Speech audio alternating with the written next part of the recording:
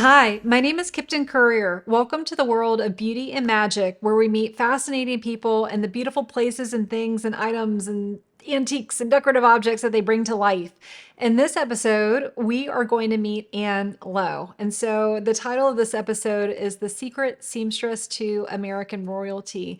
And it is my pleasure. I almost want to call her Madame Ann Lowe, but I think I'll probably refer to her as Mrs. Lowe in terms of reverence for her and her body of work. And so today we're meeting Ann Lowe, American courtier. And she was a very famous, no, she wasn't, she's more famous now, actually. She is a famous dress designer, and she dressed a lot of very important people back in the 1900s, which feels like a long time ago because it kind of was. It was 26 years ago. It's kind of wild. And so today we're going to meet Ann, and I'd love to introduce you to her. So this is the life and work of Ann Lowe. And I would like to talk a little bit about the author because she did a wonderful job. Her name is Margaret Powell. And so Margaret Powell, she's passed away. She passed away at a young age.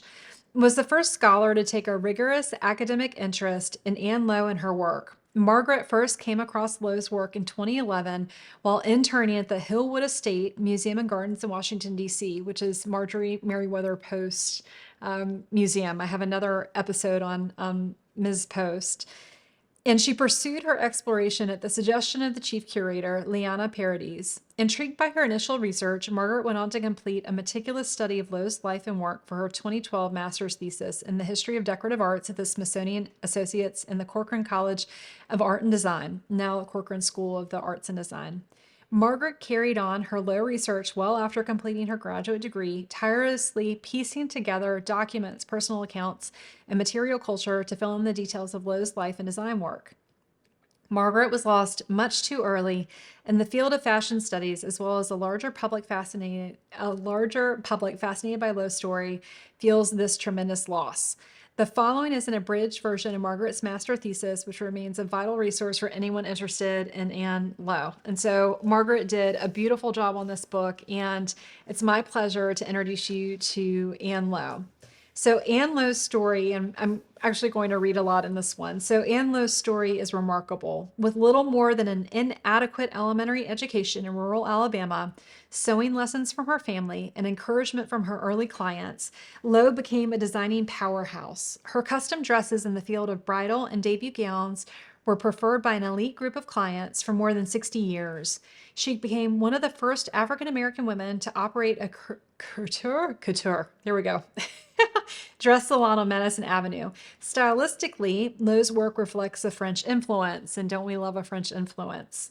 Her gowns were heavily structured and heavily adorned with a presence that Jerry Stutz, the president of the American department store Henry Bendel, between 1957 and 1986, described as a fairy princess look. Her style set the perfect tone for the debutantes and brides she served. That is why these clothes are so right for these young women, Stutz explained, because this is a fairy tale moment in their lives. Gosh, I want to keep going. I could read this whole book to you. It's really beautifully done. I would like to point out a quote from Ann Lowe directly herself. And so Ms. Lowe said in the Mike Douglas interview, Lowe explained that the driving force behind her work was to prove that a Negro can become a major dress designer. And that you did, Ms. Lowe. She did such an incredible, beautiful job, and she had incredible style herself. The vocational training that Lowe's family provided to their children was a helpful and necessary supplement to their formal education. So we think she left school around the age of 14, and she learned how to sew in Alabama from her grandmother and her mom. They had a business, and so Lowe developed her sewing skills as she played at the side of her mother and grandmother. She described this early training in a 1964 television interview on the Mike Douglas Show as her family's way of making sure that there was enough for you to do. Georgia and Janie were wise to pass along a trade that could help the girls to support their family. Dressmaking was clean and steady work. It was relatively easy on the body when compared to the work of a laundress or a housekeeper, and it was the type of occupation that could be pursued comfortably within the home. Dressmaking was a common path for African American women who needed to find ways of contributing to their family income. The patience and precision required to become a seamstress made it a challenging skill for children to master. But Lowe and her older sister Sally were well suited for the work. At 10 years old, she was a genius. Lowe could make her own patterns. A story retold in her funeral program recounts the growth of Lowe's skill with great admiration, stating that by the time she was 5 years old, little Anne took up the needle and never put it down again. She became famous for the exquisite flowers that adorned her spectacular creations. She had learned to make them at this early age using scraps that her mother and grandmother had thrown away. Just a talent from get-go. And so she grew up in Alabama. She was fortunate to be able to go to school in New York. And she was so good and so fast that she was able to complete her studies in 6 months. It was still segregated at the time. She was alone by herself in a room. And during that time, she met a woman who was very influential in the Tampa area and invited Ms. Lowe to go to Tampa. And so she spent I think she was there quite some time, really designing gowns and dresses for the society elite in Tampa, Florida. And there's some beautiful examples here of the Gasparilla court. And so, the society people would have, it looks like they were themed. Looks like there were pirates in this and maybe Egyptian and that. And so what a fun way to kind of hone your craft in these theme nights as well. Now here are the rosettes and the flowers that were spoken of. So she started making these when she was a very little girl. Look at the pleating, the corsets. They say you could tell her work from the inside of the dresses as well. They were always very neat. There was an Ann Lowe style inside of them. And again, this beautiful back. In my videos where we go visit people, I put on ball gowns. I have a deep appreciation of them.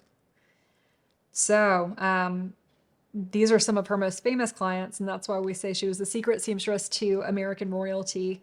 So the Bouviers, Lee and Jackie, their mom, wanted Ann Lowe to make their dresses, and she did. So she made their debutante dresses. She actually created the dress for the Best Actress, Olivia de Havilland. She accepted an Oscar wearing an Ann Lowe dress, but the reason she was a secret, no one said it. No one said anything. She was because she was Black. No one would mention it. There's her beloved son. He passed away early in a car accident. And she was invited. So after Tampa, she moved to New York City, and she was invited by various different department stores to be really an in-house designer for them. So she worked for Saks. I think she was there were a bunch of different stores that she would go work at, and they would private label her dresses oftentimes. She also says, self-professed, was very picky about her clientele and would only work with certain people. Oh, here's another example of this. Look at this intricate beading. These were all sewn by hand in the rosettes and the bodice. She was very talented. And she had really gorgeous style. And so I love how she dressed impeccably. Unfortunately, she only went to school until she was 14, and I don't think she really had business people she could turn to for advice or guidance. And here's an example. So she did, and I think we get to this in a couple of minutes, she did Jackie Kennedy's wedding dress, and there was a flood, and she lost the whole wedding dress, but she didn't want to upset them or scare them the week of the wedding. So she recreated it in a week and spent $500 out of her own personal money. I think that people negotiated with her. I don't think she did a great job negotiating back, and she had financial difficulties through the majority of her life. She just didn't know how to manage funds or scale or grow a business. Oftentimes, people like this have finance people surrounding them because she was a true artist. She was a true artist. I love these dresses as we get away from the ball gowns and the debutante gowns. I mean, the silhouette and the patterns are just really beautiful. So this is a red dress and belt by Ann Lowe. This one's at the Cincinnati Art Museum. It was an anonymous gift. Then also we have this one, the blue printed jacket and dress. It looks like one piece, but I can see where it's a jacket. That's at the Cincinnati Art Museum as well. All three of these. I just love how she's acknowledged and celebrated. I do, so I have another video of Marjorie Merriweather Post, and it's not brought up in this, but it's brought up in the book American Empress. No, actually, it's the Houses and Collections of Marjorie Merriweather Post. They tell a story about how Ms. Post saw Ann Lowe at a Paris fashion show, and she, I think Ms. Lowe was keeping a low profile and didn't really announce herself. And Ms. Post said, no, this is Ann Lowe of the American Design House of Ann Lowe, and was very proud of her. And she made this beautiful dress for Ms. Post. There was some controversy with this dress as well, because evidently when she posed for this, the painter only did her face. And so I don't know if she was even wearing the dress. And they say that like I said earlier, the inside of dresses from Ann Lowe, you could tell that they were done because they were so neat and just perfect. But the inside of this dress is not like that. So maybe it was rushed and there was a reason, or it didn't need to be done because maybe Ms. Post never even wore it because only her face was painted in person. And then the rest of it was painted after. So who knows? And then again, more examples of the rosettes. This is called American Beauty, and this was worn by Barbara Burke Baldwin. And now it's in the Smithsonian National Museum of African American History and Culture. So beautiful. And then again, I just wanted to show a beautiful picture of Ms. Lowe. Just a very stylish woman. I'm so glad that this book exists and you can explore this for yourself. And then again, landing on the famous dress she did for Jackie Kennedy. It really does make me sad that Jackie would not acknowledge who did it, but I think there was also maybe some internal tension, because I think Jackie said, this is the dress that my mother wanted me to wear. And so I think she had less influence on the way it looked than she had liked. And so you know how those things go. So it's been my pleasure today talking about Ann Lowe, American Couturier. I hope that you explore this book as well. It's really beautiful. It has a great story. It's an American story, really, of setting your mind to something and accomplishing it. And, I think Ms. Lowe would be proud to see her art honored. It was the art of dressmaking for her. And, what a beautiful cover attributed to her. And so also on this channel, it's called The World of Beauty and Magic. So we always remind people to look for the beauty and keep the magic in their hearts. But we also do antique art and design shows through our event company, East Coast Expo. So I like to highlight pieces of art and also antiques. And this one's really special. And so I purchased this at the original Miami Beach Antique Show. It's a huge antique show. Well, I should say it's a huge show. They have about 600 dealers. The majority of them are jewelry, though. It's evolved more into a jewelry show, but there is a segment of antiques. And this is a really special piece that I bought. And so I love antiques, and I also love seashells and all things in the ocean. And evidently, the antique dealer knew his stuff and had specialized in these, but off the coast of the Philippines, and they think about the 1500s, a Chinese ship sank. And so this is Lost at Sea, the strange route of the Lena Shoal junk.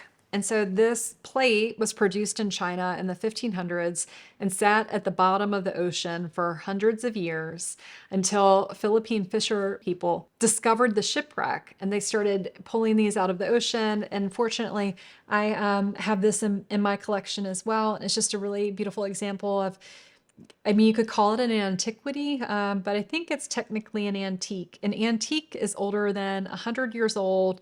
Antiquity means ancient, and oftentimes is referred to as like a piece of a building or maybe a public display. And so I would call this an antique, and the patina on it equals seashell. So it's been wonderful spending time with you.